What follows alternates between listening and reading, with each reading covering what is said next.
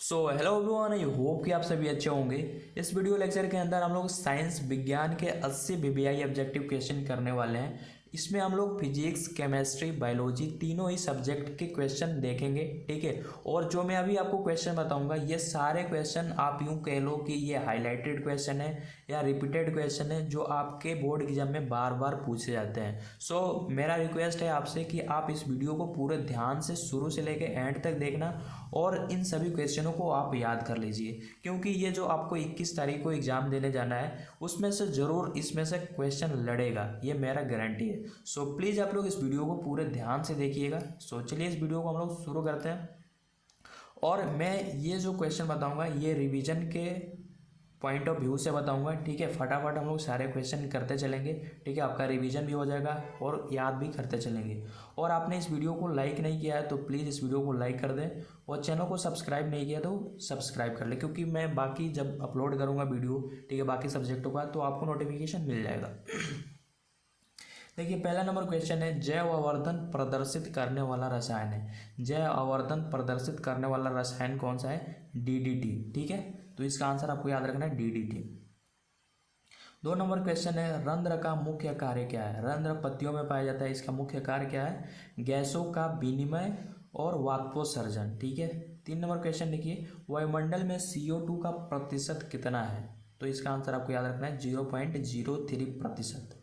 4 number question है, पौधों के उत्सर्जित पदार्थ है, मतलब जो अपशिष्ट पदार्थ पौधे छोड़ते हैं तो टैनिन के रूप में छोड़ते हैं, गोंद के रूप में, रेजिन के रूप में, मतलब इसका आंसर होगा इनमें से सभी। चलिए 5 नंबर क्वेश्चन देखिए क्या। 5 नंबर क्वेश्चन है, डायलिसिस मशीन, ठीक है, ये एक प्रकार का मशीन है, द्वारा रक्त का शुद्धिकरण की प्रक्रिया क्या कहलाती है? हीमोडायलिसिस। क्या कहलाती है? हीमोडायलिसिस। 6 नंबर क्वेश्चन है, निम्नलिखित में कौन गुरुत्वानुवर्तन का उदाहरण है? निम्नलिखित में कौन गुरुत्वानुवर्तन का उदाहरण है? तो जल, जड़ की वृद्धि। 7 नंबर क्वेश्चन है, पूर्ण विकसित अंडाशय कहलाता है, फल कहलाता है। 8 नंबर क्वेश्चन, लैंगिक जनन संचारित रोग है। लैंगिक जनन संचारित रोग है, ये शायद आपको पता होगा, एड्स, ठीक है। 9 नंबर क्वेश्चन है, किस पीएच का मान बिलियन में सबसे अधिक क्षारीय होगा? किस पीएच का मान वाला बिलियन सबसे अधिक क्षारीय होगा? इसका होगा आंसर 11। पीएच जिसका 11 है। अब देखो ये 5 है, देखो 7 से नीचे जो होता है वो अम्लीय होता है, और 7 से जो ऊपर होता है उसको हम लोग क्षारीय बोलते हैं। तो ठीक है, जो ऊपर ज़्यादा होता है 11 तक, वो जो ऊपर जितना बढ़ता है वो ज़्यादा क्षारीय होता है, और 0 पर क्या होता है, 7 पे उदासीन। तो देखो 10 जो है वो 11 से कम है, तो पीएच 11 जो होगा वो सबसे ज़्यादा क्षारीय होगा, ठीक है। और अगर आप इस वीडियो के थ्रू खुद को टेस्ट करना चाहते हैं तो टेस्ट कर सकते हैं कि आपकी कितनी तैयारी हो रखी है। जैसे मैं क्वेश्चन को पढ़ूंगा, आप पहले आंसर गेस करना और लास्ट में कमेंट करके बताना कि आपने कितने क्वेश्चन सही करा और कितने क्वेश्चन गलत करा, ठीक है। तो चलिए देखिए 10 नंबर क्वेश्चन है, चूना जल का रासायनिक नाम क्या है? चूना जल का रासायनिक नाम है कैल्शियम हाइड्रोक्साइड। 11 नंबर क्वेश्चन, निम्नलिखित में सोडा एस का सूत्र कौन सा है? निम्नलिखित में सोडा एस का सूत्र कौन सा है? Na2CO3। 12 नंबर क्वेश्चन है, निम्नलिखित में कौन ग्लोबर लवण का सूत्र है? ग्लोबर लवण का सूत्र है तो Na2SO4 10H2O। सोडियम टेट्राफॉस्फेट या डेकाहाइड्रेट इसको बोलते हैं। अब देखिए 13 नंबर क्वेश्चन है, निम्नलिखित में संश्लेषित सूचक कौन है? निम्नलिखित में संश्लेषित सूचक कौन है? Methyl orange. क्या है? Methyl orange. 14 नंबर क्वेश्चन है, निम्नलिखित में कौन सा पदार्थ बिना ज्वाला के जलता है? निम्नलिखित में कौन सा पदार्थ मोमबत्ती, मेथेन गैस, किरोसिन या कोयला? तो कोयला जो है बिना ज्वाला के जलता है। 15 नंबर क्वेश्चन है, उपचयन में निम्नलिखित में से क्या होता है? हाइड्रोजन का वियोग, इलेक्ट्रॉन का त्याग, ऑक्सीजन का योग, ये तीनों काम होता है उपचयन में, ठीक है। तो ये याद रखना, ठीक है। अब इसमें तीनों दिया है, किसी में एक देगा तो आपको याद रहेगा, तो आप आसानी से इसको कर सकते हैं क्वेश्चन। 16 नंबर क्वेश्चन क्या है? 16 नंबर क्वेश्चन है, जल के वैद्युत अपघटन में कैथोड पर कौन सी गैस मुक्त होती है? तो क्या होता है? कैथोड पे हाइड्रोजन और एनोड पर ऑक्सीजन। तो ये याद रखना। 17 नंबर क्वेश्चन है, सघन माध्यम में सघन माध्यम से विरल माध्यम में गमन करने पर आपतन कोण, ठीक है, आपतन कोण आई और अपवर्तन कोण आर में क्या संबंध होगा? तो ये जो अपवर्तन कोण होगा वो ज़्यादा होगा, ठीक है, अपवर्तन कोण को क्या होगा? ज़्यादा होगा। अब जैसे ये पानी है, ठीक है, अब नीचे से कोई प्रकाश का किरण जा रहा है और आपको पता है ये क्या है? लंब है। तो जब ये हम लोग नीचे से मतलब सघन माध्यम से प्रकाश को गुजारेंगे विरल माध्यम में, ऊपर हवा है, तो ये क्या होगा? लंब से दूर भागेगा, लंब से क्या होगा? दूर भागेगा। तो ये क्या है? आर है, तो ये क्या होगा? ये ज़्यादा होगा, तो आर क्या होगा? ज़्यादा। 18 नंबर क्वेश्चन है। 18 नंबर, निर्देशांक चिन्ह परिपाटी में सभी दूरियां मापी जाती है, ये कहाँ से मापी जाती है? ध्रुव से। 19 नंबर क्वेश्चन, निम्नलिखित में से किस धातु से सोलर सेल बना होता है? सिलिकॉन। सिलिकॉन क्या होता है? अर्धचालक, सेमीकंडक्टर। 20 नंबर क्वेश्चन है, लघुपतन के समय परिपथ का प्रतिरोध क्या होता है? लघुपतन मतलब धारा बहुत ज़्यादा प्रवाहित होने लगता है, तो प्रतिरोध क्या होता है? कम हो जाता है, तो बहुत कम। चलिए 21 नंबर क्वेश्चन देखिए, 100 वाट 220 वोल्ट का कोई बल्ब है, इसका रेटिंग है, ठीक है, ये रेटिंग दिया हुआ है के बल्ब के आड़े में हम लोग कितना वोल्टेज दे रहे हैं? 100 वोल्ट विभवांतर आरोपित कर रहे हैं, करने पर प्रवाहित विद्युत धारा, मतलब हमें आई निकालना है। तो देखो आई हमें निकालना है, तो आई का फॉर्मूला क्या होता है? आई का फॉर्मूला होता है V by R, V by R. अब देखो वी हमें पता है, ये हमारा वी है, लेकिन आर हमें नहीं पता है, तो हम लोग क्या करेंगे? यहाँ से आर निकालेंगे। तो यहाँ पे हम लोग आर कैसे निकालेंगे? हमें पता है कि पी इज इक्वल टू होता है वी स्क्वायर बाई आर। देखो पी, ये पी है 100, ठीक है, वी स्क्वायर मतलब ये 220। देखो पी हमें पता है, वी पता है, तो हम लोग भरेंगे और यहाँ से हम लोग आर निकाल लेंगे, आर निकालेंगे और यहाँ पे हम लोग रख देंगे, और हमें यहाँ का वी पता है 100, तो यहाँ से हमारा निकल जाएगा आई। तो ये आप कमेंट करके बताना कि इसमें से आंसर क्या होगा। मैंने बता दिया आपको कैसे सोल्व होगा, ठीक है। पहले यहाँ से आर निकालेंगे, ठीक है, फिर आर हम लोग यहाँ पे पुट करेंगे और भी हम यहाँ पे क्या रखेंगे? 100, तो यहाँ से हमारा निकल जाएगा। 22 नंबर क्वेश्चन देखिए, विद्युत बल्ब के फिलामेंट का द्रव्य होता है, जो फिलामेंट होता है, जो पहले बल्ब आया करता था 100 वाट, ठीक है, तो उसमें जो फिलामेंट होता था मतलब वो कौन सा पदार्थ होता था? तो टंगस्टन। 23 नंबर क्वेश्चन है, प्रकाश का न्यूनतम तरंग दैर्घ्य क्या होता है? प्रकाश का न्यूनतम तरंग दैर्घ्य 380 नैनोमीटर। 24 नंबर क्वेश्चन है, विद्युत प्रतिरोध के कारण चालक में उत्पन्न होता है, क्या उत्पन्न होता है? ऊष्मीय। क्यों? क्योंकि इलेक्ट्रॉन फ्लो होता है, बहता है। 25 नंबर क्वेश्चन है, ऑक्सीजन के परिवहन के लिए जिम्मेदार रक्त का घटक है, तो आरबीसी आपको याद रखना है। 26 नंबर क्वेश्चन है, कृमि रूप प्रशेषिका किसका हिस्सा है? आहार नाल, ठीक है। अब हम लोग फटाफट से करेंगे क्वेश्चन। प्रकाश की ओर परोह की गति है, प्रकाश की ओर, प्रकाशानुओर, अगर देखो यहाँ पे प्रकाश है तो प्रकाशानुवर्तन, अगर धरती के नीचे मतलब जमीन के नीचे तो किसके? तो गुरुत्वानुवर्तन, और किसी रसायन के चलते रसायनानुवर्तन, जल के चलते जलानुवर्तन, ठीक है। 28 नंबर क्वेश्चन है, किससे बचने के लिए आयोडीन युक्त नमक का प्रयोग की सलाह दी जाती है? घेंघा रोग से बचने के लिए। चलिए 29 नंबर क्वेश्चन, मनुष्य के कपाल में तंत्रिकाओं की संख्या कितनी होती है? 12 जोड़ी। 30 नंबर क्वेश्चन, मस्तिष्क का कौन सा भाग में गंध पहचानने का केंद्र होता है, मतलब सूंघने का, ठीक है, मतलब अलग अलग जो भी है स्मेल आता है, तो अग्र मस्तिष्क में वो क्षमता पाई जाती है। 31 नंबर क्वेश्चन है, प्रथम मासिक धर्म का प्रकट होना कहलाता है? मेनार्च। मासिक धर्म पता है ना आपको? पता होगा भाई। निम्नलिखित में से कौन कृत्रिम कायिक प्रवर्धन की एक विधि है? निम्नलिखित में कौन कृत्रिम कायिक प्रवर्धन की एक विधि है? तो कलम लगाना, दाब लगाना, कलम बांधना, ये सारे क्या है? कायिक प्रवर्धन है, मतलब पेड़ के किसी हिस्से को काट के उसके डाली को फिर से उसको हम लोग पौधे बना देते हैं, ठीक है, तो वो कलम लगाते हैं, मतलब कायिक प्रवर्धन में कलम लगाना, दाब कलम या कलम बंधन, ठीक है, बंधन, ये सारे हैं कायिक प्रवर्धन। 23 नंबर क्वेश्चन है, निम्नांकित में कौन सी अधातु विद्युत का सुचालक है? तो ग्रेफाइट, ठीक है। 34 नंबर क्वेश्चन है, सक्रियता श्रेणी में निम्नलिखित में कौन सबसे अधिक क्रियाशील धातु है? तो इसमें जो दिया गया है सबसे ज़्यादा क्रियाशील धातु सोडियम है, इसको हम लोग किस में रखते हैं, किरोसिन ऑयल में रखते हैं। अगर इसको हम लोग ऐसे बाहर छोड़ देंगे तो ये जल जाएगा, बाहर ऐसे आग लग जाएगा हवा का संपर्क में आएगा तो, ठीक है। तो सबसे ज़्यादा क्रियाशील होता है सोडियम। शुद्ध सोना कितने कैरेट का होता है, शुद्ध सोना कितने कैरेट का होता है, इसका आंसर आप बताना, 20, 22, 24 कमेंट करके बताना आप इसका आंसर क्या होगा। 36 नंबर क्वेश्चन है, निम्नलिखित में किस धातु को केरोसिन में डुबा कर रखते हैं। अभी मैंने आपको बताया सोडियम को, किसको, सोडियम को। क्यों, क्योंकि ये बहुत ज़्यादा क्रियाशील होता है। जैसे ही ये हवा में आएगा वो क्या होगा, आग पकड़ लेगा। अम्ल के जलीय विलयन में निम्नलिखित में से कौन उत्पन्न होता है, तो इसका आपको आंसर याद रखना है H+ आयन, ठीक है। 38 नंबर क्वेश्चन है, निम्नलिखित में कौन सबसे सबल अम्ल है, कौन सबसे सबल अम्ल है, HCl। 39 number question, 39 number question है, शुद्ध जल का pH मान कितना होता है। शुद्ध जल जो होता है ना उदासीन होता है, तो उदासीन का pH कितना होता है, 7 होता है, मैंने आपको बताया था।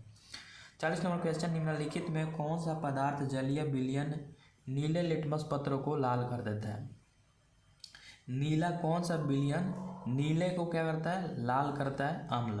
तो इसके लिए आपको ट्रिक मैं बताऊँ क्या, अनील, अनील इसका मतलब क्या हुआ, देखो मतलब अम्ल, अम्ल जो है क्या करता है, नीले को क्या करता है, लाल कर देता है। तो ये आपको याद रखना है अनील। तो जब भी कोई पूछेगा नीला को कौन लाल करता है तो ये याद रखना अनील, और से अम्ल बता देना, ठीक है। चलिए 41 नंबर क्वेश्चन, धोबिया सोडा का रासायनिक सूत्र क्या है, Na2CO3 ठीक है। चलिए 42 नंबर क्वेश्चन क्या है, सोडियम कार्बोनेट इसको बोलते हैं और डेकाहाइड्रेट। 42 नंबर क्वेश्चन है, निम्नलिखित में कौन उपधातु है, अधातु है, कॉपर या फॉस्फेट या फेरम या निकेल, तो फॉस्फेट। 43 नंबर क्वेश्चन है, कैल्शियम की परमाणु संख्या क्या है, कैल्शियम की परमाणु संख्या 20। 44 नंबर क्वेश्चन, मंडलीय की आवर्ती सारणी में वर्गों की संख्या कितनी होती है, 9।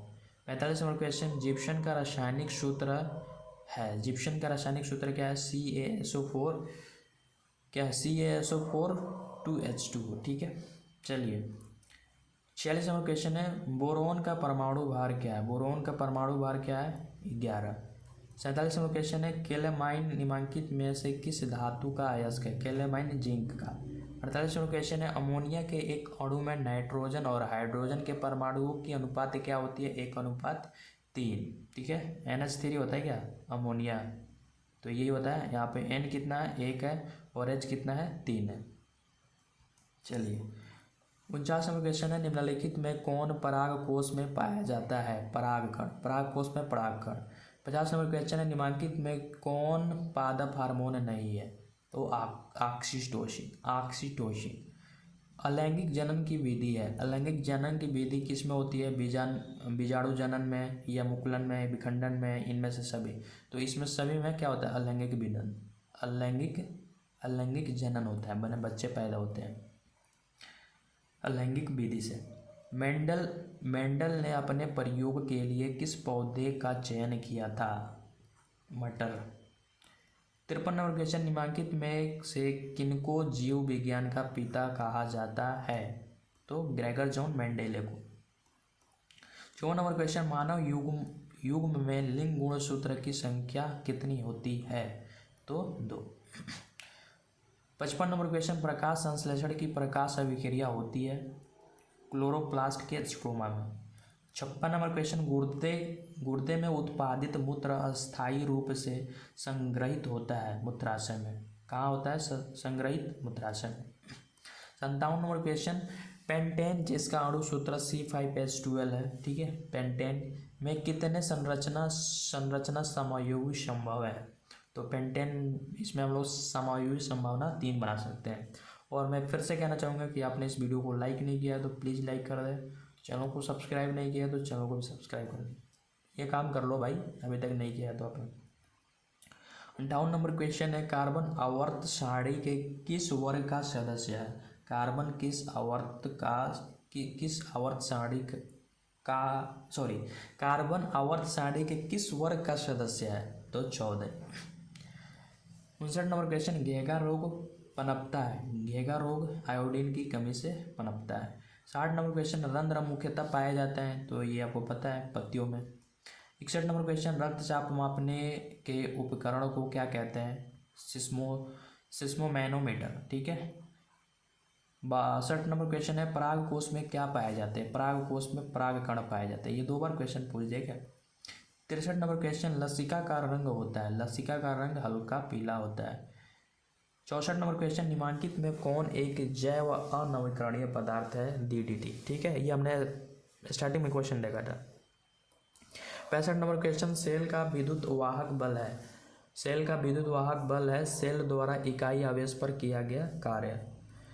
66 नंबर क्वेश्चन है, पारिस्थितिक तंत्र में ऊर्जा का प्रवाह होता है एक दिशीय, मतलब एक दिशा में।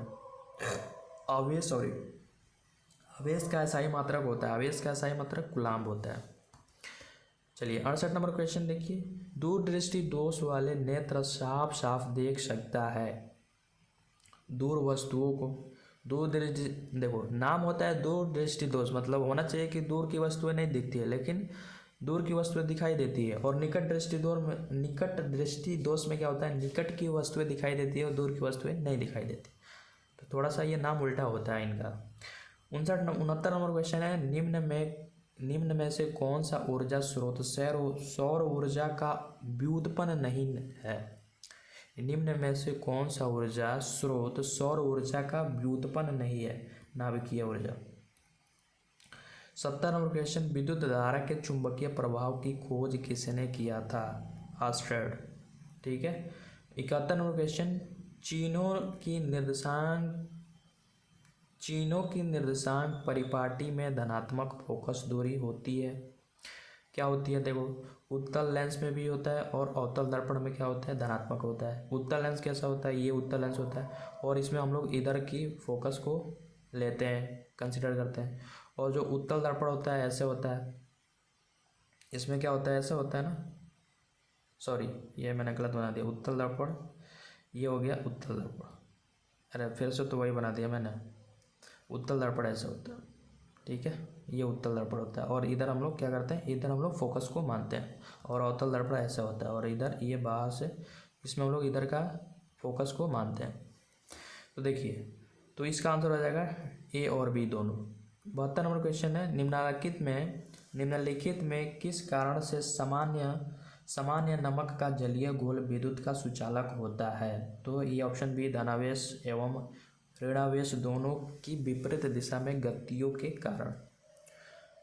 मैं अभी फिर से एक बार और कहना चाहूँगा कि आपने इस वीडियो को लाइक नहीं किया है तो लाइक कर दें और ये काम दोनों कर ले भाई, ठीक है। और आप कमेंट करके अभी बताइए कि आप नेक्स्ट वीडियो किस सब्जेक्ट पे देखना चाहते हैं, किसका VBI ऑब्जेक्टिव क्वेश्चन करना चाहते हैं, मैथ्स का, हिंदी का, संस्कृत का, या सब्जेक्टिव क्वेश्चन 2 नंबर वाले, 5 नंबर वाला आप करना चाहते हैं। तो कमेंट करके आप फटाफट से बताइए, नेक्स्ट वीडियो उसी पे आएगा, ठीक है। देखिए 74 नंबर क्वेश्चन है, समतल दर्पण द्वारा बना प्रतिबिंब होता है? तो समतल दर्पण द्वारा बना प्रतिबिंब हमेशा क्या होता है? काल्पनिक होता है। काल्पनिक या आभासी बोल सकते हैं। 75 नंबर क्वेश्चन, निम्नलिखित में से दर्पण सूत्र कौन सा है? देखिए दर्पण सूत्र में प्लस का आपको याद रखना है और जो लेंस होता है उसमें माइनस होता है। तो देखिए इसमें क्या होता है? 1/f = 1/v1 प्लस यहाँ पे ना प्लस और ये होता है। अब देखो यहाँ पे जो सेम इसके जैसा है, लेकिन यहाँ पे क्या है? माइनस है। तो दर्पण में आपको प्लस याद रखना है और लेंस में पूछे तो माइनस, ठीक है। चलिए, और पहले क्या होता है? पहले भी होता है, ये भी याद रखना आपको। 76 नंबर क्वेश्चन है, किसी समतल दर्पण द्वारा अवधन होता है? +1।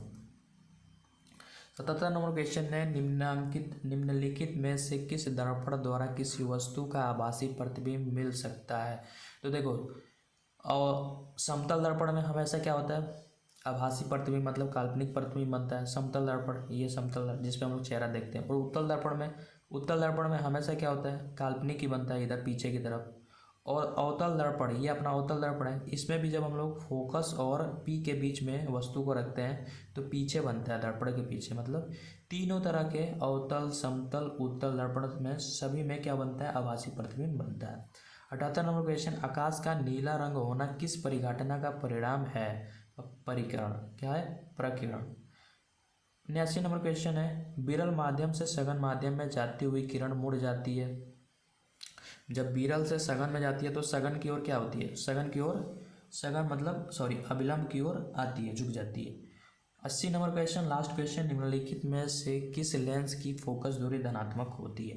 उत्तर। हमने 80 क्वेश्चन बहुत ही अच्छे तरीके से कर लिया। मैं उम्मीद कर रहा हूँ कि ये सारे क्वेश्चन आप अपने दिमाग में अच्छे से बैठा लिया होगा या याद कर लिया होगा। और अगर आपने रिवीजन के पॉइंट से ये सारे व्यू से आपने ये वीडियो देखा होगा तो आप प्लीज़ कमेंट करके बताएं कि आपने कितने क्वेश्चन सही करें, कितने क्वेश्चन गलत करें। और आप ये भी कमेंट करके अभी बताइए कि आप नेक्स्ट वीडियो किस सब्जेक्ट का ऑब्जेक्टिव क्वेश्चन देखना चाहते हैं या सब्जेक्टिव क्वेश्चन पे। प्लीज़ कमेंट कीजिए, अगला वीडियो उसी पे देखने को मिलेगा। मिलते हैं नए वीडियो लेक्चर में, तब तक के लिए टेक केयर, थैंक यू।